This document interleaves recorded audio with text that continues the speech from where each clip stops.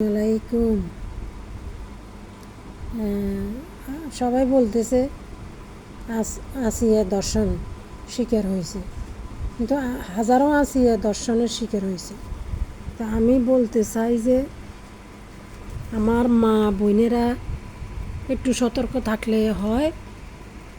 আত্মীয় স্বজনের বাড়িতে যেন কম কম কম যায়।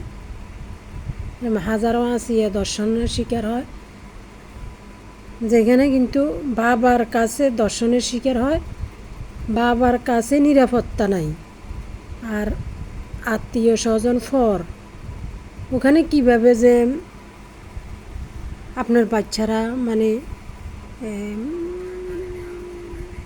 নিরাপত্তা থাকবে। তা আমার অনুরোধ মা বোনদেরকে যেন নিজের মেয়ে নিজের সন্তানদেরকে দেখে শুনে রাখবেন। আসসালামু আলাইকুম।